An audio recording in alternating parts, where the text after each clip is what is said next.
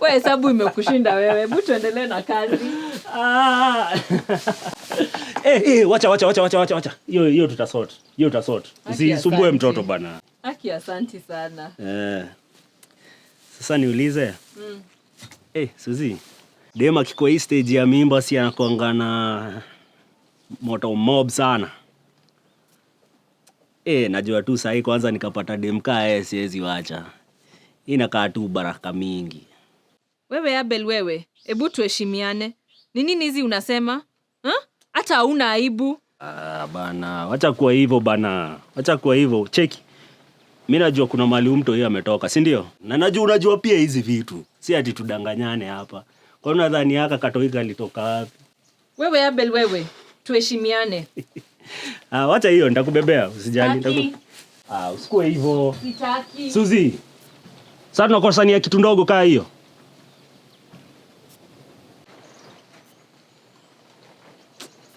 Just like Abel in this video, you might think that aiming such comments towards a pregnant woman is harmless. This is a form of sexual harassment. You might also think the harassment of pregnant women only happens in the streets and that it cannot happen at the workplace or even at educational institutions. Well, think again. Sexual harassment of pregnant women is more common than you think. This harassment ranges from the use of words to actions that are harmful to the victims. Listen to this story from a student counselor at a TVET institution in Kenya who dealt with a serious case of sexual harassment of a pregnant trainee. A student was being sponsored for her studies in a particular college. Then when she came in for her studies, she reached a point whereby she became pregnant, and we were told that the student she was married. Then when she became pregnant, the sponsor started having some issues with her, and this issue was just the sponsor wanted some sexual favors from the student. The sponsor started pushing her so hard by saying that having or being pregnant means that she was actively involved in sex, and therefore she had to submit to his advances for her to get the fee. And the words maybe the sponsor was using that were very harsh and not comfortable for the student was, when you are expecting, it means you are sexually active. It means you do these things every day. Why can't you do it with me for once? It can't change anything.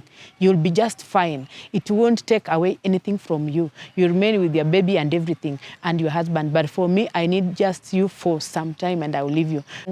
Those unwelcome statements that you are sweet, you are this one, when you are in this state, you are this one. There were also text messages that were there and they were seen by the management. So the student underwent counseling and the sponsor was put on a task just to pay fee in a manner that he did not understand what was going on. Then once the student finished, it was just communicated to him that thank you for doing that, but we had this report and this reports that you've been sexually harassing our student, but kindly, can it stop from your end?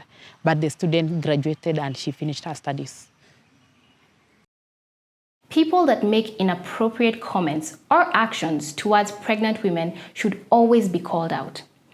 Every workplace or institution of learning should make pregnant women feel comfortable and safe to make complaints in cases of harassment. This can be done through focal persons, such as the case of the TVET institution we just watched.